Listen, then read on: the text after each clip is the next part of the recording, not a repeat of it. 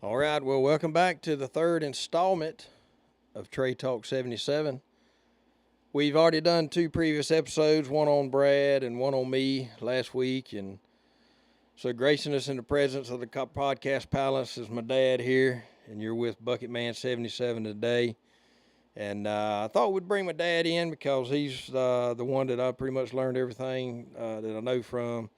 And we'll kind of let him talk about himself for just a few minutes, and then we'll see how he fell into it, and why he fell into the trade and why he decided to do what he did, and of course that's what spawned me to do what I did, and that's where it comes from. So, but anyway, glad to have Ronnie Yance here today. My dad, he's been how old are you? 75. 75. So let's see, you was about 30, 31. I was about the same age when I had Cody. Yeah. So a little later in life, but anyway, so just give us a rundown. Tell us about you real quick. I mean, Well, I started out helping my uncle C.J. Elliott in Hellberg. That's right. I was in high school when I started helping him after school, and then when I got out of now, school, when we say after that, what year, what time frame, what years are we talking about? That'd be 60. I graduated in 65, so that'd have been in probably 63 and 64. Yeah, early. And then 65, after I got out of high school, I went to Wallace and took up electrical. Yeah, and I told Dad on my podcast too and that was right when Wallace opened. Mm-hmm. They opened in '65. You were like one of the inaugural classes. Yeah. I mean, to even finish the electrical program. Yeah. And you went a couple years out there and finished out. 18 months. 18 months. Did you have to go during the day? Yeah. Uh-huh. I didn't know what time. I never asked you that. We went all day. All day, man. Yeah. They wouldn't know what to do if they went all day now. They don't go but a couple of hours. Is that all? Oh yeah, right now that you may take like 2 hours on 2 days a week, and they call that electrical class. Yeah. Well, we was there 7:30 or 8 o'clock. Yeah, that would never happen either. About 3 o'clock, something like that. Yeah, that's amazing y'all done that. I mean, of course, you know how today's times in. Nobody wants to get up for dinner. Yeah. And do anything. Well, I did that and took up the plumbing. I learned that from CJ. He taught me the plumbing, and I didn't go to school for that. I just picked that up. Yeah, and you know we talked about that too. I told the people who Uncle CJ was, and you know he was an instructor for years up there at Eufaula. Yeah. But what years did CJ? When did he get into it really? I mean, when did he start doing plumbing? Was it in the 50s? It'd have to be in the 50s. Yeah, I mean because I don't know Uncle Joe. I'm not sure how old he was when he passed. He was in his early 80s, wasn't he? Yeah. Something like that. Late 70s. Yeah, late 70s. Yeah, he'd been in the late 70s. Yeah, late 70s. But he, you know, I mean, because how many? He worked with Lomax Ward out here in Headland, and I think that's how he got started. Okay. I don't know if he went to Wallace. Well, no, he didn't go to Wallace because Wallace didn't exist. So he just picked it up. He must have picked it up. Lomax picked it up from somebody. Lomax and Clemens. Yeah, Mr. Clemens, that's right. Yeah. So you had Lomax, Uncle Joe, Mr. Clemens, and there was another couple of old timers around. Darn, I can't think of his name now. I've heard you say his name when old Harvey Taylor built houses, and they would do some of the work, and some of them old timers starts with an S. But anywho, there were several of them around this area, and I always wondered how Joe really got into it. I didn't know how he did, but Uncle Joe was a smart guy. I mean, he really picked it up. He was full of wealth and knowledge. I always tell people, if you never met Uncle Joe, you missed out. Yeah. he was a one of a kind guy. One of a kind. Oh, smoked man. Those cigars. Oh, and he smoked that pipe. Yeah. Yeah. I remember when he quit the pipe, but he would have a pipe in his pocket. You know, he crammed so much in his front pockets. Yeah. God bless him. I mean, he had his eyeglasses case, his pens, and in his other pocket he had his pipe with his tobacco. and he had puffed that thing about 3 times and put it back in his pocket. Yeah, before he started the pipe, though, he smoked cigars. Yeah. Smoked cigars. I didn't know that. Yeah, he smoked them mainly to keep the gnats away.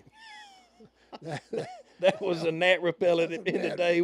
Gnat mosquito repellent. was cigars. Well, Brad makes his own gnat repellent. But anyway, so that's the early days. You come up just helping him when you were on up in the high school, probably what, 10th, 11th, 12th grade-ish? Yeah. Somewhere in there. But now, y'all, Papa farmed. Y'all farmed. Yeah. I mean, did you farm any? Yeah, I farmed a little bit with him. Yeah. I mean, you was farming at the time and doing that. Now, when you got out of school, you went to Wallace. That was 18-month program. So what, now 18, not probably 20 and a half, something like that? Well, right after I graduated from there, I was drafted. That's right, you got drafted. And what year was that? That was in '67. All right, that was in '67. Yeah, I went to Fort Benning to basic training, and Fort McClellan for AIT, and then I left. What was AIT? What's that stand for? Advanced training. Okay, all right, I didn't know. And I was up there for 6 months, I think. And then Now, was this like the start of '67? No, that was well, I don't know when I went to basic training. Went to Fort Benning, Georgia for basic training. That had to be because that was a 6-month course. Yeah. And I probably went there because it was kind of cold. Yeah, probably winter time. Yeah. Well, winter was different back then too. I mean, it got cold early too. So. And then after AIT, I come home for a couple of months, and then 1st of December, me and Charles Womble, he was from Cairo, Georgia. Me and him hit it off and kind of stayed together through basic training, AIT, and went over and flew over to Nam. We was drafted and went to Vietnam. Well, I touched down in Vietnam January the 1st, '68. Okay. And I left there January the 1st, '69, coming home. Okay. So that was, you're right. That was probably about all of '67 using courses. Though I mean, you're getting ready basic and then AIT and all that, and then went over. Yeah. So about a 2-year stint there. Now, did you get? When you come back, was you out automatically, or did you have time I had to go to Fort Gordon, Augusta, Georgia. Yeah. In Augusta, Georgia, That's Fort right. Gordon. And I was there, well, I don't know, about till August, I believe. Yeah. Okay. So you spent Yeah. about another 8 months, trying to get processed out, Yeah. then probably. So when did you get back to Hellberg, our little hometown? It'd been Late in '69? Late August Yeah. of 60. 69. Okay. Yeah. So you done all that, and we appreciate your service and doing all that. And I know that's you could talk about that a whole nother episode. But so when you got back, what was the outlook for you? Was you gonna go down the plumbing and electrical side or the farming side? What did you think when you? Well, what was? my brother and my daddy already had things worked out I got you. because he was wanting to farm, That's right. and I'd already been to school for the electrical, so I started that. Yeah. I got in with Emmett Taylor and Wayne Dukes, Yep. Billy Alfred Shelley, Yeah. all the builders. Yep. And started doing, actually I carpentered with them along for a while. And when we got ready to do plumbing and wiring, I'd drop off and start doing the plumbing and wiring. I did most of it by myself, but they'd help me when I needed help. Did you get? And Was you getting paid to carpenter and then Yeah. get paid to Mhm. plumbing wire? yeah, So Yeah. was it a different price? yeah, Okay. yeah. Well, now I've told that through the years that you carpented with all the old timers, Mm-hmm. and when you wasn't carpenting, you was plumbing and wiring, and when that was that phase was over, you was back helping them doing the carpenter. Yep. I remember I remember the first time you told me that you cut crown molding. They handed you a chop box and a handsaw, and you and somebody. That was Mr. He lived down 22 here. I can't remember his name, but he said he looked at you and you looked at him, and neither one of you had a clue. He said he could cut crown mold. Now, Yeah. I knew I didn't know how to cut crown mold. And so they gave us the thing and saw and everything and said to go do this bedroom. Well, the first piece was easy because it was square. Yeah, yeah. It was Then straight we- to the wall to wall. Yeah. Yeah. And then when we got ready to cut the other one, he cut this piece and it wasn't right. It wouldn't fit. It was crooked. Oh, yeah. It was backwards. And Mr. Emmett kept coming in there. He said, "Now you gotta turn this over and you gotta cut it backwards now." But dang, well, I can't think of what You his told me his name name through was. the years. I can't. Curtis Harbert. Yeah. Okay. Mr. Curtis Harbert. Yeah. He was building a house for his son, I got you. and so that's the reason he was there working. Yeah. Yeah. There, and we cut in that room for 2 hours. And when we got through, we had a 30-gallon trash can full of short pieces.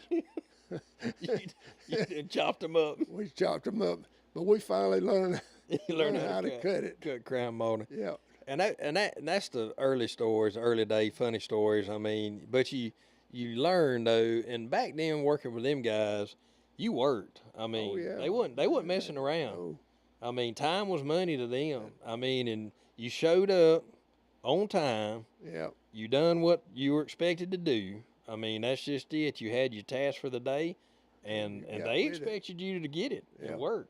You I mean, got- I'm sure it wasn't, to the wall all the time, and I'm sure Oh, you had a no, good yeah. time, but I mean, it was working. yeah, It ain't, and that's kind of what, when me and Brad do it now, that's exactly what we like. You get the job done, here's your expectations, let's do it, but we're going to work, but we're going to have a good time doing it. yeah. I mean, I always like to be around a good group of guys. It ain't nothing worse than being around a bunch of sour guys on the job. Nope. I mean, it's just bad. So you started then, and that was in 69, 70, because I got a picture hanging in the office of you in front of that brown Ford truck you had Yeah. with the, you got that picture in there, and you had that red suit on. Yeah. Because really, you look the same. You just was younger. I mean, you ain't changed none. But was- yeah, you had that red suit on, First new truck I had, and And I was out by myself. and you painted on the side of it in yellow. Yeah, William painted that. Yeah, for me. William painted, yeah. Worstrom painted that sign for me. And it just said Yance Plumbing and Electric and had your phone number on it. Well, I don't even think it had the full phone number back then. It just had the 4 digits, remember? Might have. Because back then, if nobody knows this, back in the county, of course, they had party lines then. Yeah. But then when they got done with the party lines, since it was just 696, you didn't have to dial that. I even remember that. Yeah. You just dialed the last 4 numbers until I was probably 5 or 6, 7. Then they made you dial the prefix. But Yeah. I think you just had your 4 digits on there. But you had a little lightning bolt on that truck. I wish I had it here. I'd show the viewers. But you had a little lightning bolt on it, and you was off to the races then, wasn't you? Yeah. And you worked by yourself. Worked by myself for a long time. And done both of it, plumbing and wiring. Yeah. I remember one day you told me that if I had to do it back then, I'd have never made it. And I said, well, dang, I appreciate that. He said, you just wouldn't have. He said, you just had to have the gumption to do it. And I remember you telling me about when you had to carry that cast iron, Oh yeah. drag those 10-foot pieces of cast. That was with CJ under these houses. Yeah. But you had to do it some by yourself, though, in the early days by yourself. Well, the early days you had to use lead, Yeah, that's right. and Christy Joe would be under the house. Hang on, let's That's me. turn it down. That's Robert. Yep, turn it off. All right, yeah, back in the early days, though, you dragging the cast iron up under the house. Yeah, it was my job to drag the cast iron under the house to Christy, and he'd hang it and pack the joints. Yep. And put the rubber boot around it. Yep. And then it was my job to have the Ladle on the fire. ladle in the pot Lead. Yep. cooking. I'd pick up that ladle, and he'd say, "Don't you spill that lead now." And I'd have to crawl under that house and hand it to him, or I'd pour the thing. Yeah, boy. It had a little spout on there. You Yep. poured that lead in there, and then it would cool right quick like, and he'd take the collar off, Yep, pack it again. take a packer and pack it, and I'd go back out there and put the ladle up, and then he'd make a measurement, and I'd have to cut it on the outside too. Oh yeah. And so we did the whole thing. I was in and out under the houses. Some houses it was easy, some of them was low and tough. Tough, yeah. Yeah. But I know, and then you done that, and of course everything was galvanized at that time. Yeah. Galvanized lines. You drop strings down your holes and go from string to string and do your measurements. And if nobody's ever, if you watch it or listen to what we're saying, if you've never threaded galvanized pipe or black iron or anything, and Ronnie can tell you the same thing, it's not hard. You just learn it, but you got to deduct your L's and your T's, and there's a few measurements there you got to get. When we say string to string, that's your overall measurement, but you got to deduct your T's or L's, whatever you're going from, and then you got to, hook it all in and hang it, and then come from down from the top and then screw it in. It'll be sticking above the rim joist in and attach on however you needed it. And all that, first years, it was all done by hand. Yeah. And then in a couple of years, I helped him, and he got automatic. He got a rigid 300. Yeah. A rigid 300, and boy, I thought that was a Cadillac. It was. It was, I tell you. Any piece of equipment that makes your job easier, it's awesome. What'd you see today? An automatic fish tape. Yeah. I mean, the first day, we done a TikTok on that, got over a million views on that, but you've never seen one till today. You didn't even know they were made. It makes your life easier. I mean, they coming out with stuff all the time. But yeah, that 300, and I remember I remember when I was doing plumbing, I needed to borrow a threader, and I called Joe and said, Joe, you got that threader? And he said, son, when I no longer could take it off the ground and load it in the back of my truck, I got rid of it. And I said, well, dang, but anyways, I got two threaders out there. I got two threaders that are sitting in the barn on the floor. I ain't used them in years because we just don't thread no more. I mean, even with today's technology, we pro press everything. Galvanized pipe, black iron, it's all press fit now. Yeah. I mean, I don't even know, unless they specify to do it, we don't even thread nothing no more. Yeah. So anyways, you was blowing and going and doing work by yourself, and I know it took time when you was doing it by yourself. Oh yeah. Yeah. I mean, when you had to do a average house, I mean, we talk about a month, 2 months, a couple of weeks. I mean, both plumbing and wiring. Oh yeah, it'd take well over a couple of months.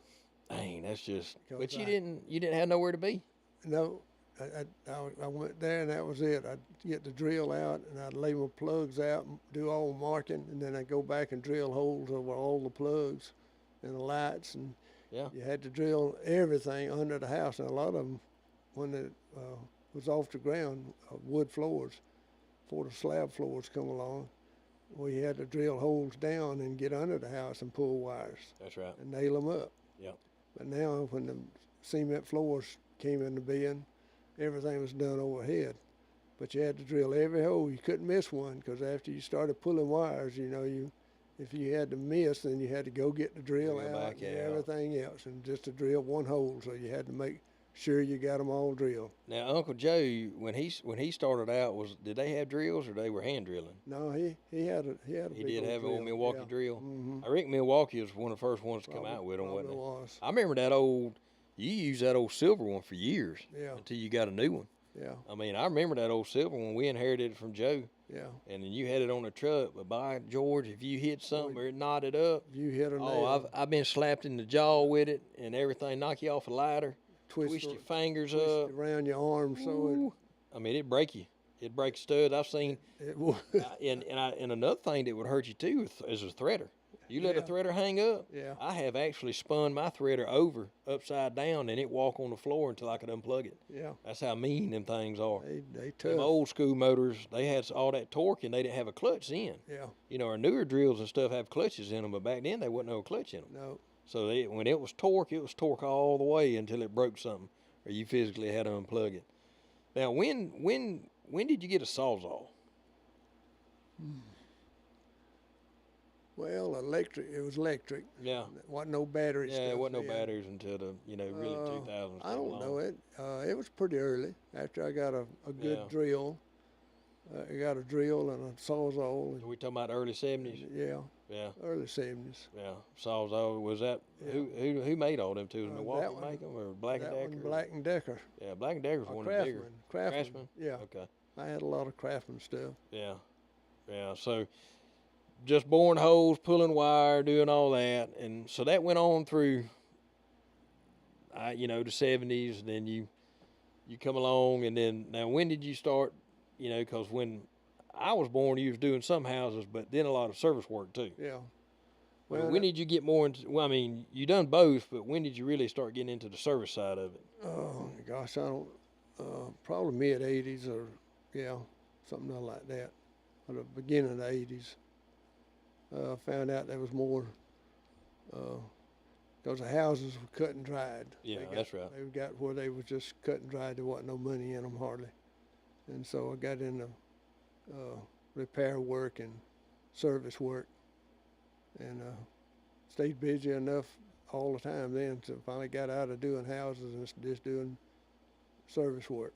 Well, and I mean, you do custom houses if Yeah, somebody wanted yeah. you to. If you knew somebody or somebody called you, do it, and you just wasn't doing spec homes no more. No, It's the same way today. I it mean, is. unless you got 5 crews running, you ain't making no money on doing spec houses. I'll go ahead and tell you, I've been through that. And that's why, and I know that you never went into the commercial side of it. Now, you did do some commercial projects around Headland and Yeah. little stuff, but that just wasn't your forte. Mm-mm. And I'm not saying, because we don't know, and you probably don't know, back in the early days, there probably wasn't really no money in it. I mean, to be honest with you, in the Well, commercial there side. was more in commercial. That's the Yeah. reason I pushed you to get into commercial. Oh, yeah, and, absolutely. and other stuff. Yeah, because that's where your money is. I Yeah. mean, but yeah, so I remember just when I was coming up, you being more into the service side of it, Yeah. and then of course, not that things were tight. Money was a little bit more flexible back then, and of course that we didn't want for much more, and we didn't need much more. We had a big family, but I remember just for y'all that don't know, and of course y'all that do know my dad, he's an inventor. I mean, the guy can invent just about anything. I've called it $1 million mind. He's thinking about something all the time. It don't matter, and you've always been that way. And so it made me that way, and I'm the same way. I'm always thinking about the next big idea. And I got it honest from you, but my thing is I've watched you and I've learned from you what to do, what not to do, what works and what don't work. So I'm a lot more conservative with my ideas. A lot of it's trial and error. It is trial and error, but I know what to spend money on now, and I know what not to spend money, and I can talk myself right back out of it as well as I can talk myself into it. But I remember when you had that little small brown Mazda truck. Yeah. So this was in the late 80s, early 90s. I mean, we would hand make those toolboxes. Yeah. I mean, we go out there, you got marine plywood or just treated plywood. We go out there and you design it, you lay it out, and now we would actually cut and build the box that went across the back and the little side boxes. Yeah. And then we'd put all the little dividers in it. I mean, we was working out of a little B-22 Mazda forever. I mean, for a while, I mean, that was, and then you got that, I remember in 93 when you upgraded that S10 Chevrolet. Yeah. Boy, that was an upgrade. We thought that was the cat's meow there. I don't know why you just didn't get a full-size truck. I still can't, to this day, figure it out, because you went through about 4 or 5 axles in the rear end of that thing. Yeah, it wasn't built for the... No, for the abuse you put on it. Yeah. And then I remember you ordering the boxes for that S10 from Kurt and the grill guard. And you ordered the 2 boxes, the 1 box and the grill guard, and it was like $700. And man, it was like, we're going to have to work for weeks to pay this off. Back then, it was just such a stretch, But I remember you going over to the muffler shop, Kurt's muffler shop, and y'all bending that pipe for the ladder rack. And you, I can't remember what his name was, but was it Robert? Was it when he was young? I think it was Robert. Yeah, it was Robert when he was young. He was just starting out over there at Kurt's after he got out of high school. But you give him all the measurements, and y'all built and bent the whole thing, and you come home and welded that thing up. And we had a ladder rack made out of muffler pipe because he had a bender. Yeah. And, we could bend all the joints and everything. Yeah. It's just stuff like that I've always said, if you can do it. if you can save a dime, save it. I mean, we got the ability to do it and to know how to do it. You just got to get out there and do it. But I remember that truck being packed. I mean, packed. When I say packed, you had stuff in the front, the back, the top, the side. It looked like a junk truck coming down the road. But you put some miles on it till it threw the rod. To be a plumber, you had to have everything. And see, that's the other thing with service. You could, and we've said this for you could fill up a semi-truck. I tell you, you could. And put it on the job and drive it around, and you still wouldn't have what you needed. Nope. Because back in the early days, Cola was the brand of all brands, but by George, every faucet was different. Yep. It housed a different Cola seat, stem, cartridge, barrel. Oh, Cola was a nightmare to have to deal with. So when Delta really come into play, that was good. They simplified things, Delta and Price Fist and Moe in some aspects. So just going on through the years when the service, that's really what I remember growing up, is you would do a house here and a house there, and we'd do houses. But I watched you come up through the service work, and then just riding around, I was always his teammate. Now, you couldn't really ride into the passenger seat of your truck because it was so full of junk. He would make you a spot, and he'd clean out all the trash he could, or what the stuff he didn't. But it really wasn't trash, it was parts. He had parts stuck everywhere. But you knew where it was. But you could ride with him. And that was up into the 80s, late 80s, early 90s, and I was his compadre. And he'd work some on Saturdays till down there, and I'd go with him on Saturdays or work with him during the summer. And I enjoyed it because you were around all the other guys, and, you just thought it was cool being around all them other guys. And when I was coming up, I've had this question people ask me all the time. I do call you Dad, but then I call you Ronnie a lot. And I'll just tell you the reason, and I've told him this. If you holler out Dad on a job site, everybody turns around. I mean, as a kid, I remember growing up, and I'd holler Ronnie or Dad, and everybody would turn around. So I would have to say your name because, then, we knew we was hollering at.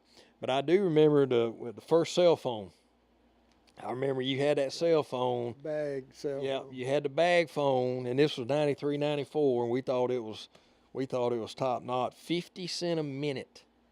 It was Sprint, and we would call him, and he would get mad because we didn't need nothing. We just thought it was cool to call him.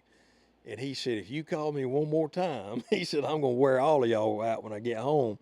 So we had to lay off the phone call because it was so expensive. But I remember when they mounted the first one in that S10, up there by the handle. And I remember especially on Wayne Dukes, all them boys from his crew, Daddy'd be under a house, and they'd go out there and blow that horn because the horn blew when the phone rang. You remember that? And them boys you would come tearing out of that house, and they would laugh, and they just thought it was the funniest thing in the world.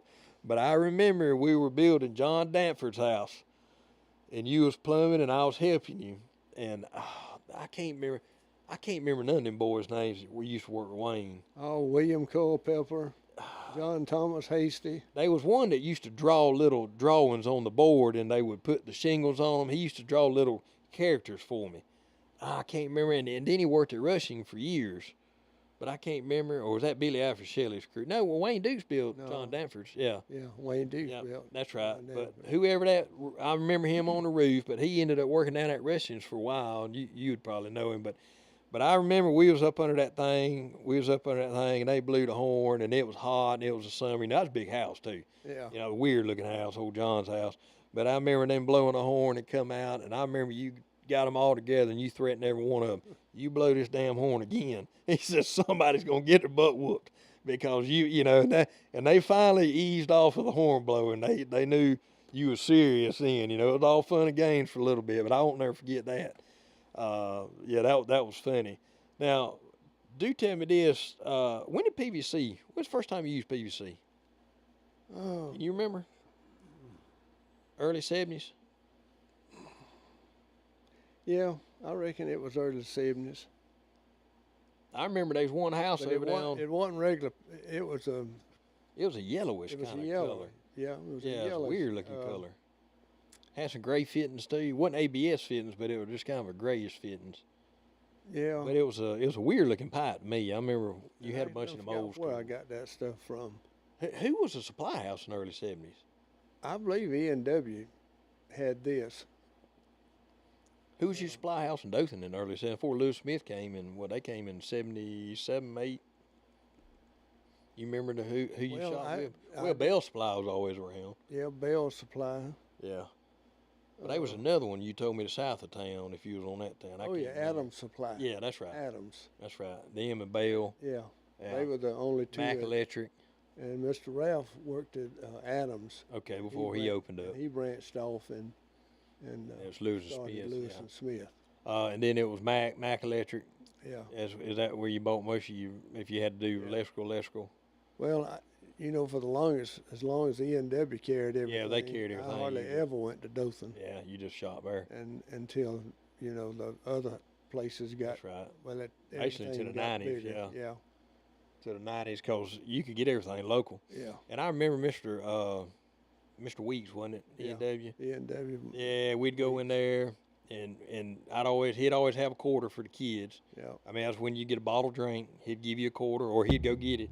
But I remember him just being there. It's like when you walked in the door, he was an attack dog. Man, he had a basket, and he said, "Just give me your list. What do you need?" Yeah. And the owners wouldn't even think about doing that now. He believed in service. Oh man, was he? He was so good and so nice to you. He met you at the door. Man, and shook your hand, give the kids a drink, piece of candy, whatever it took. I mean, give you a pack. I remember eating peanuts, packets of peanuts. But he was just a nicest fellow you'd ever want to meet. Yep, he was a good guy. And that was service back when service was the real deal. Mm-hmm. And but that's what made the money. But yeah, so I've told the story when I was on last week that even though you worked around Headland, primarily you covered Henry County. Yeah. You were kind of like the county plumber, electrician, and the service guy. For a long time. And there were guys, Mr. Ard and a few others that done it too, but they really kind of stuck. Mr. Ard he done some commercial work, but he kind of stuck over here into Dothan, and you basically just kind of cover Henry County. You'd even go up to the backwaters all alone, if you had to, because there wasn't nobody else going to do it. No. I mean, but they could rely on you to do it. I mean, they knew you'd be there, and I mean, you done it for so long. I mean, everybody knows you. You know most everybody, and everybody knows you. I mean, at one time, you've probably been there and worked on their stuff, or the mom and daddy stuff now, or their grandparents' stuff. Now that we, the age we are now. So, but I thought that was always funny, because when I fell into it, then I told everybody, well, if it wasn't for Daddy and the name that he had already, started, and the well-known that he was, and a good, dependable service, and just a nice guy, I don't know if it had been as easy for me to do it now, but I had that, going for me, because they, I had some of them say, well, as long as if you Ronnie Yance's son, yeah, come on, you can work. I mean, and I appreciate that, because that meant a lot to us and the family that you had a good reputation. So, but that was fun. So that's kind of what I remember. And then, then coming into the 90s, you're still, but that's when you started you hired a couple of people then. Yeah. Yeah, I do remember that. Getting, who was one of the first guys? Well, you had old Terrell Gay. Terrell Gay, and oh darn, I can't remember the other fella's name that helped you for years. But old Paul Potter helped us. He helped us for several years. Old Paul, I think he's something around Ozark now. Oh darn, I seen the other one in Lowe's not too long ago, and I can't think of his name. But anyways, he helped you for a long time. He probably helped you 8 or 9 years. And one of the first ones that started helping was David Rivenbark. Yeah, that's right, Mr. David, that's right. He helped me for a couple of 3 years. I remember when he retired. Yep. And he retired out of school teaching out of Blakely, and he wanted something to do. He would do the farming and cattling over there at his place but he started helping you, and he did talk about that, because after he didn't help you, and then when I got out of school, I started helping Mr. David on the farm, sometime in the summer. I remember when I was 13, you come home and said, be ready, because David was coming at Saturday to pick me up to work, and I just turned 13. I said, work? And that was it. That started my working career. I had my first paying job from David then. Yep. So, and that was good days. Of course, he passed away this last year. But yeah, those were good times with him. But you had and then Uncle Joe come back, and he would help you when he retired some. Yeah, he did. And I remember all them other guys, and Terrell and Paul, and I can't remember that other one. But anyways, he helped you for a long time. Those are kind of your steady guys that would help you.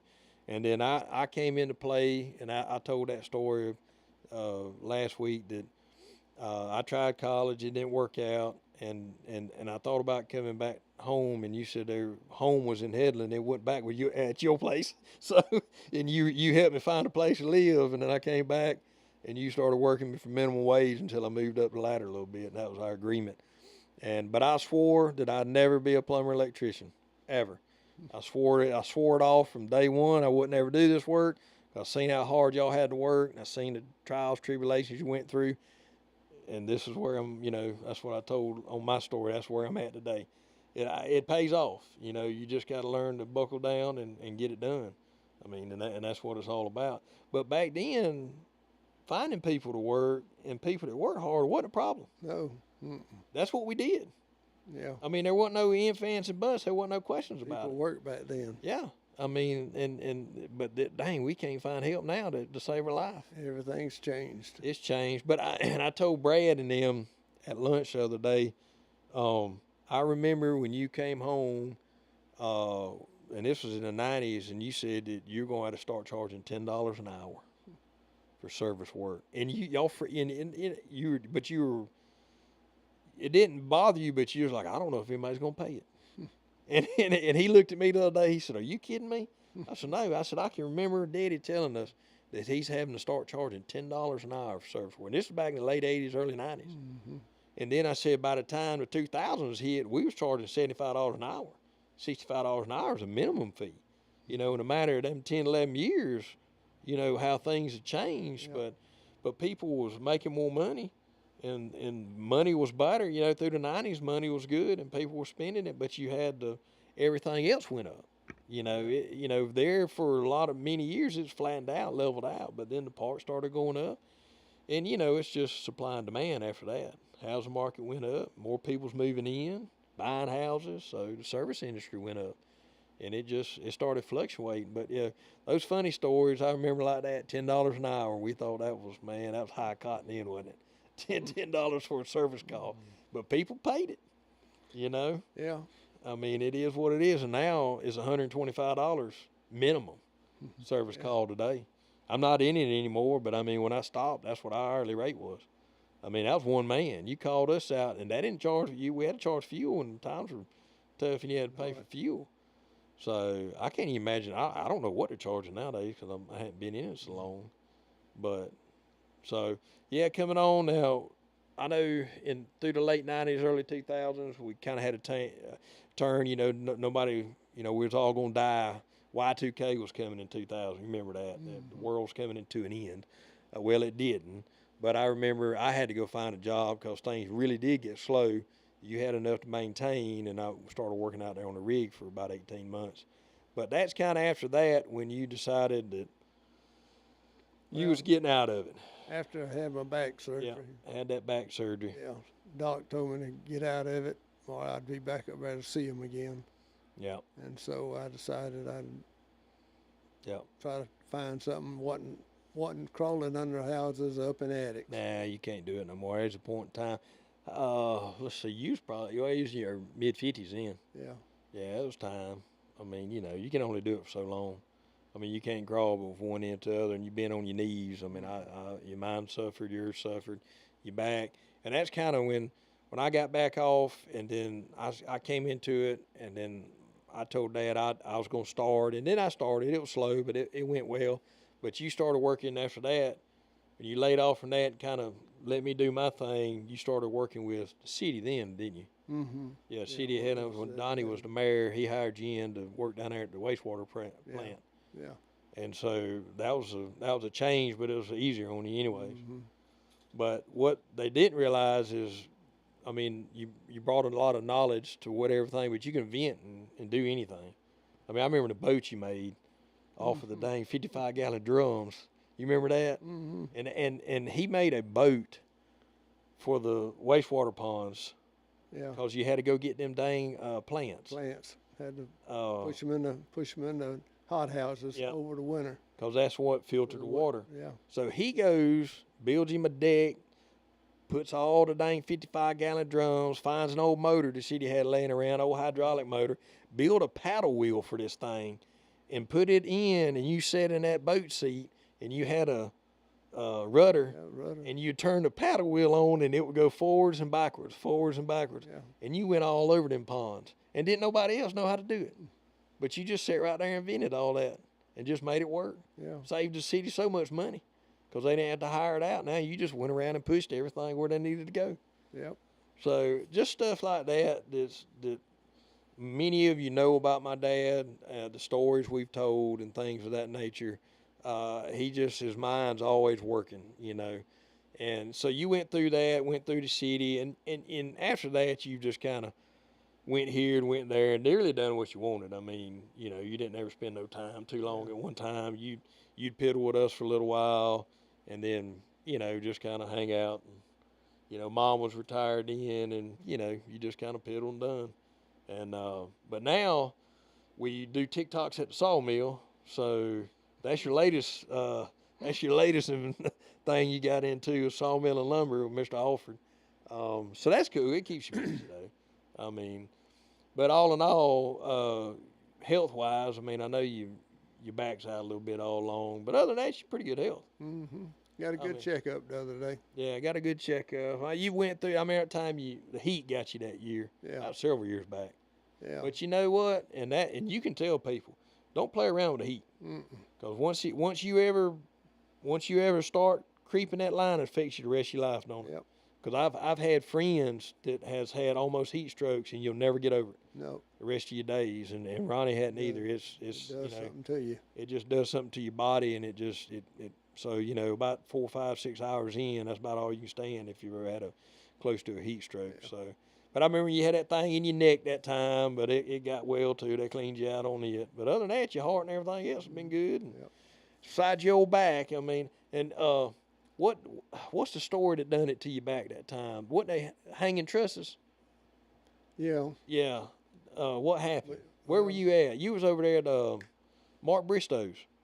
I think Wasn't that so. the house you building at Mark, or Wayne and them was building Mark, and y'all was up there? Yeah, we was putting a truss up, and they was supposed to be holding it at the other end, and I was at one end or something or other, but they let their end go for some reason. They had to, I don't know, but anyway, I was trying to hold the whole thing by myself, stretched out over the edge Another of the house, truck, yeah, a house or something. without trying to drop it on somebody. Yeah. So I was trying to hang on to it, and That pulled you back. It done something to my back. And that's when it started. Yeah. I remember that house, because I had a big old tree in the back of that house, or in front of that house on the corner. And I remember Wayne Dukes coming over. You know, he had a soft voice, but I remember him coming over there, and he said, "Now, Murray," he says, "now let's not nail any more nails in this tree, because I don't know if you remember, I made a ring of 16 penny nails almost. That oak tree was 3 men could have put it on. I was halfway around that oak tree with 16 penny nails. I just pick him up," and he said, "Now, we've been trying to build a new house. We don't need that tree to fall on this house." So I went, and he said, "If you don't mind, pull them out." So I nailed them in, and I pulled them out the rest of the day. But I remember Wayne Dukes also, and you told me this, and I had another guy tell me he could take a framing square and do payroll, taxes, and everything off that framing square, because them old school guys knew how to run the numbers on them things. Yeah, yeah. And I can't tell you how he did it. You couldn't either. And this other guy says, we don't know how Wayne done it, but he could flip that thing around, and he could tally up whatever we was paying you, what the week. And he said there was a theory to it them old timers knew, and they got taught that in the early days. I never did know. Yeah, learned boy, them guys right there is a wealth of knowledge. Wayne was smart. Man. He could build the best cabinets and everything. Him and Mr. Emmett Tate. And you know, no formal education. Yeah. They just got into it and figured it out. Yeah. I mean, it was like you get into it and figure it out, and you had to make it work. But he was a good builder. Yeah, good builder. Yeah. But, and the same thing with what y'all done in y'all's trade, and I've told people this, and, you know, we were talking when Jana was interviewing me last week, we were talking about codes and license and all, and I said, no, back in the early days, I said, you just went for it. You made it work. Well, we didn't do nothing in Dothan. No, we was all in the country, in Headland, Avil, or just. I mean, you did it the right way, but now service work, you just had to make some stuff work. Yeah, yeah. I mean, you had to use your brain, and you knew about plumbing and electrical stuff, and you just had to do it. I mean, it just, you know, and so it's not that it was wrong or indifferent or anything. It's just sometimes you're way out there stuck in the county, and you couldn't run back to the parts house like we can now and come back. I mean, you know, I remember when you had to go to Dothan, it was like an all-day event. It's like going shopping to buy groceries. I mean, you know, now it takes us an hour and a half. Used to, it takes 4 hours to get down there and back. Yeah. Well, 30 miles from us, but you had to load the whole lock, stock, and barrel up to go to Sam's. You know, oh man, I remember them Sam's trips. It'd be 4 buggies deep back at that Suburban, be piled up with food. Mom would buy food for the month. Yep. I mean, down there spending at that time $400 to $500. You know, on all of us in the house. And that'd be $1,000, $1,500. You had that many kids in the house now, and just buying. But yeah, I remember them days. But yeah, so all in all, though, the plumbing and electrical industry, you were in it. You made a living in it. Made a living for all of us, and you know we've appreciated it through the years. And you just keep on, you know, ticking. As long as you're in good health, you gonna keep on. He don't quit. Keep on doing something. Can't quit. Can't quit. What time do you get up every day? About 4:30 in the morning. And I'm gonna ask you why. I just wake up. It's time to get up. That's right. And he's always said that if you why waller when you can just get up, and you ain't got to go nowhere. Just go in there, wake up, just get the day started. Go drink your coffee or get up, or whatever you do. You know. I'm at Kurt's at 5 o'clock every morning. Yeah.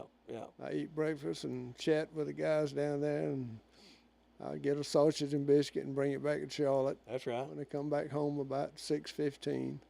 Well, when we were down there eating at Kurt's for lunch last 2 days, I told Brad and Asa, I said, I remember when it was a cup of coffee.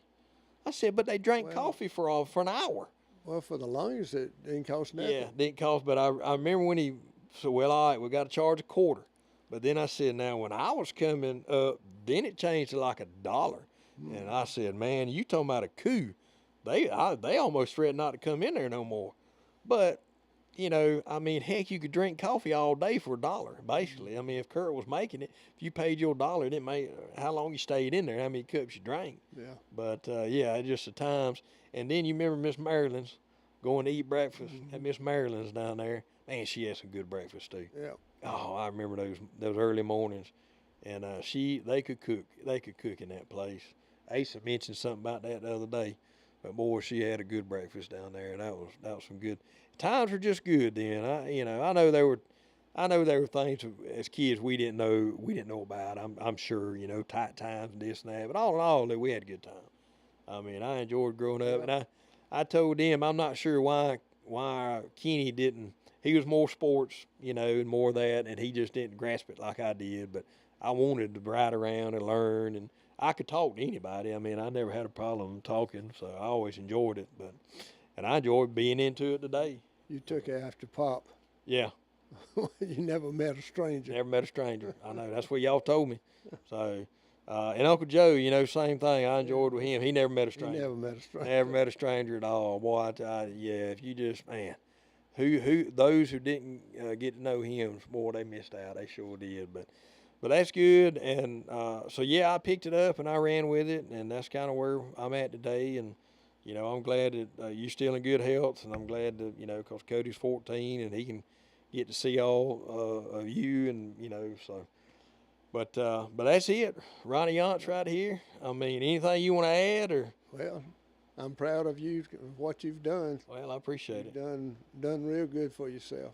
Yeah, I appreciate that. I mean, if it wasn't for good training and backing and confidence, I may not be where I'm at today. But and just making the right decisions, you know.